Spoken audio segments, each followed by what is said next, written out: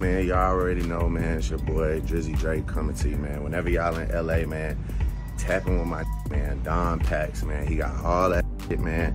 Y'all be putting in your arm, he got that, man. Y'all be off that fence. It's whatever you want to do. Y'all still on them 30s, you gotta fuck with Don Pax. Perk 80s, you know what I'm saying? Like, I heard you like him young. Get out the way, man. Get out the way. Get out the way. Get me out the way, homie. You a lame too. Hey Drake, you on the phone with an A minor. Let's do.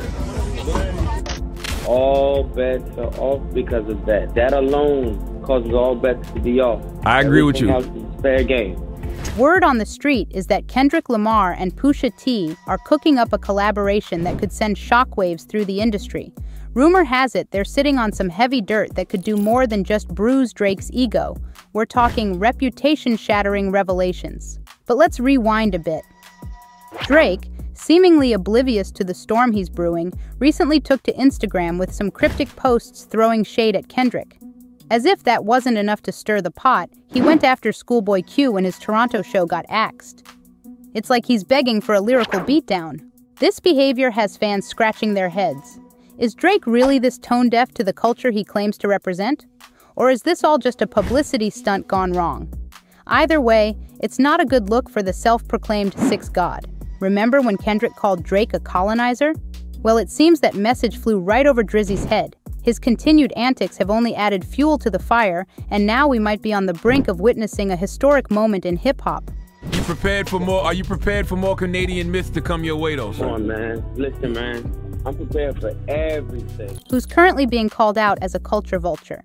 But what does it really mean to be labeled as such in the world of hip-hop? It's not merely about adopting a few musical elements or fashion styles. It refers to someone who extracts elements from a culture, especially one that is marginalized, without genuinely engaging with its essence or struggles. Drake has faced these accusations multiple times.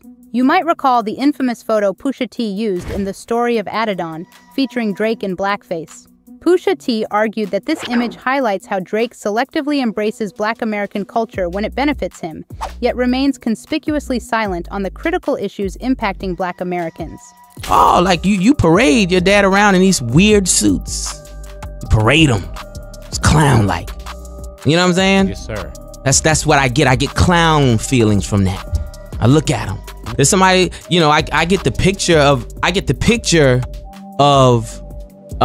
the actual photo that I used Of the blackface. of the blackface. Right.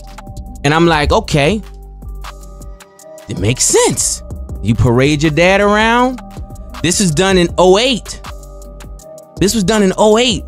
You don't even know that that's not right. That you like, there's no explanation for that to me. Man, I'm Pusha T. Yes, Like, listen, the biggest highlight of my life happened in the past few years. Me messing with like Obama and prison reform and so on and so forth. Like, Brother's keeper. Yo, yeah, like, come on. Like, this is me, right? Dope boy, blah, blah, blah, you know, everything. This is real me. Like, you are silent in all Black issues, Drake. You really are. You are really, really silent. I don't hear about anything. You don't stand for nothing. You don't say nothing about nothing. You don't. It's just what it is. Like, you have all the platform in the world. You were so passionate back then. No, you weren't. That's number one. That's what I know.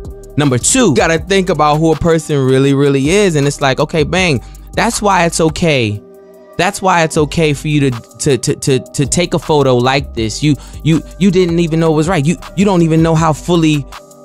You don't know where you stand at. You don't know where you stand at. Oh, that's why you gotta, you know, you highlight your dad clowning like that. Oh, you know, you run to the Memphis. Oh, I'm Memphis, Houston. That's my Black side. You never related. In a surprising twist, Drizzy's attempting to flip the script on his critics. He's now suggesting that the pushback he's facing isn't about his actions or his music, but rather his background. According to Drake, it's his unique blend of Jewish, Canadian, and mixed-race heritage that's causing Black Americans to give him the cold shoulder. This claim is stirring up a hornet's nest of debates. I'm from a place where it's a true mosaic. You know, there's We're to me, the most open-minded place you can possibly find yourself. So I don't ever look at it as that, you know, but there are other places that you go where it's just not so, it's not that simple, you know. And yeah, I never looked at it as overcoming anything. I was just like, man, I just gotta be a good rapper. But you know, to a lot of other people, they were like, wait, whoa, wait, what? You're Canadian, you're Jewish, and you're half, you know, it's just like mind-blowing things. However, Kendrick, Pusha T, and others have emphasized that the issue goes beyond Drake's skin tone or nationality. The problem lies in Drake's tendency to cherry-pick elements of Black American culture for profit while showing little respect for the serious issues and historical traumas that the Black community faces. Drake has used slavery as a punchline in several songs, which many fans find deeply offensive. Imagine the outcry if Kendrick Lamar were to use the Holocaust as a punchline. It would be seen as utterly unacceptable. One fan expressed their frustration, saying that Drake's joke about the freedom of slaves shows a lack of understanding about Black ancestors, Black pain, and slavery. They argued that if Kendrick referenced the tattoo numbers of Holocaust victims in a joke, it wouldn't be funny at all. The fan questioned, "White boy, is Black pain funny to you?" Imagine walking into a museum and spray painting over a Picasso. That's essentially what Drake did when he messed with Tupac's legacy. Using AI to mimic Pac's voice for a diss track? That's not just pushing boundaries, it's bulldozing right through them. The West Coast rap scene isn't just a footnote in hip-hop history, it's a whole chapter, maybe even a volume. We're talking about the stomping grounds of giants like Tupac, Dr. Dre, Snoop, and NWA. These aren't just artists, they're cultural revolutionaries who gave voice to the voiceless. So when Drake starts throwing shade at this legacy, you better believe the backlash is going to be fierce. And boy, did it come hard and fast. Tupac's family didn't just get mad, they got legal. His brother called Drake out for being a coward, while the estate's lawyer basically said, "See you in court, buddy." Using Pac's voice to diss Kendrick, of all people? That's like using Muhammad Ali's gloves to punch Malcolm X. It just doesn't make sense. But wait, it gets better or worse depending on how you look at it. Drake's geography lesson seems to have gone seriously awry. He's out here confusing the glitz of Calabasas with the grit of real LA. As Van Lathan so eloquently put it, Drake's mixing up West Hollywood with Inglewood like it's all the same thing. Because I want people to Drake confuse Delilah for Watts. Which he shouts out. He confused Poppy for Compton. He confused West Hollywood for Inglewood. Mm-hmm. The people that I seen, the people that I observed bopping to Not Like Us, they was two-stepping to that. Yeah, they were. They were crip walking to that bitch. They were. That was some LA. The record is produced by DJ Mustard, a former Drake collaborator. When it was time for people to coalesce in Los Angeles, not in Hollywood, yeah, not in Calabasas, not in West Hollywood, not in Santa Monica, not in the places you might go, not in Beverly Hills, not in the places that people from outside of Los Angeles think are Los Angeles, right? Right. When it was time for people to coalesce around the record, the people I seen dancing to it was Shamika Nim, Big Ron, Lil CC. You know what I'm saying? People like that. People like the people from the O-Bottoms. You know, people that are going to die that are from LA. People get their LAs confused all the time. The West Coast isn't letting this slide easily. At his concert in Inglewood last month, Kendrick Lamar took aim at Drake for his disrespect towards West Coast legends. He called out Drake for buying Tupac's ring and using AI-generated voices of Tupac and Snoop Dogg in his music. Kendrick made it clear that such actions are seen as a blatant disregard for the cultural impact and legacy of these iconic artists. Oh, so y'all ain't gonna let nobody disrespect the West Coast, huh? Oh, y'all ain't gonna let nobody mock and imitate our legends, huh? Let's try it again.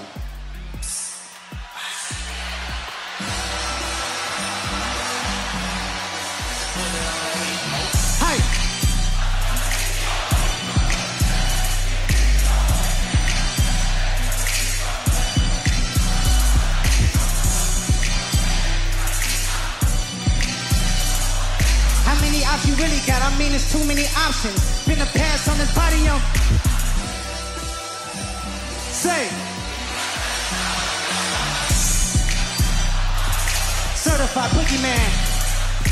Walking down, whole time I know he got some hold on him. Hold on him, extra shit, bully death throwing him. Say Drake.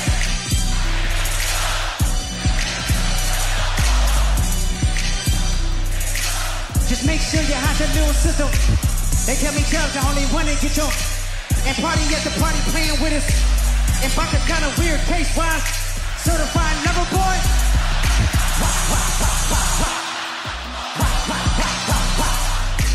In classic Kanye style, he's coined a jaw-dropping nickname, calling the Universal Music CEO Drake's rich baby daddy. Talk about spicy. This isn't just about music beef anymore. Kanye's suggesting there's more to Drake's moves than meets the eye, painting him as an industry puppet. Is Ye exposing hidden truths or just stirring the pot? It cuts Drake's soul. It's like he signed his soul to the devil to not be cool with me, to have to this is his job to go against God. Wow. Wow. And it cuts his soul. But what is it specifically about Drake that everyone hates? I just have to know that, because it's like for everybody, all of the great, you, Weeknd, Pluto, Metro, Ross, Kendrick. Kendrick. Yeah. There's something obviously wrong with this one individual that no one wants to speak about, and I feel like you're the only person that's gonna really put it out there. They say rich baby daddy. It's like Drake has a rich baby daddy named Lucian and Universal. Wow. He's like, man, my daddy got it. You know what I'm saying? It's like, my daddy controlled the spins. My daddy got the DSPs. My daddy. Drake has a rich baby daddy named Lucian. So all of his streams in the number ones is controlled by someone named Lucian. Well, Lucian worked for people who control the banks in Africa, who keep, oh my God. Think about it. We had Black Wall Street, we had Harlem, we've been gentrified, and we ain't really been pulled together since, other than to maintain what they call the black vote, which you don't have an opinion in that vote. And then they get all these celebrities, they go on TV like, we got a problem with his political opinion. He's out of control. He's bipolar. He's anti-Semite. He's whatever they want to call somebody to try to get people to not listen or have, take away the influence. Drake's Instagram antics are in full swing. Recently, he posted a photo of himself lying on a bed surrounded by stuffed animals, captioned, "The pressure from being on top does more than just make your ears pop." This bizarre photo choice is sparking questions, especially since some people have accused him of being inappropriate around younger fans. Even if those allegations aren't true, the picture is undeniably strange. Some fans are also speculating that Drake is trolling Kendrick because his pose resembles Kendrick's promo photo for his 2022 album, Mr. Morale and the Big Steppers. Looks like Drake's stirring up a hornet's nest, and this time he's poking at Schoolboy Q. The drama's heating up faster than a Toronto summer. So Q's show at Drake's co-owned venue gets axed last minute, and Q's not mincing words. He's calling out Canadian police, hinting at some serious beef between law enforcement and TDE. But Q's not backing down. He's firing warning shots, talking about Lil Wayne, Baby, and Party Next Door. When he says, "If we wanted to get y'all, we would have just done it. That's not just talk. That's a threat with teeth." Drake, being Drake, can't help but pour gasoline on this fire. He hops on Instagram with a mirror selfie, rocking blue kicks, a clear jab at Q's Blue Slide track. It's classic Drake pettiness, but at this point, it's like watching a rerun. But here's where it gets juicy. Pusha T's apparently had enough of Drake's shenanigans. The word on the street, Push and Kendrick are cooking up something in the studio. A diss track aimed at Drake? What's next in this high-stakes game of lyrical chess? If the rumors are true, this collaboration could send shockwaves through the rap world. The last time Pusha went after Drake, he forced Drake to publicly acknowledge his son, so who knows what Pusha might do next? Fans are buzzing with excitement over the potential track. One said, "I'm salivating in anticipation of a Pusha T and Kendrick collaboration," while another added, "It could still be a surgical summer if Aubrey wants to make it a thing."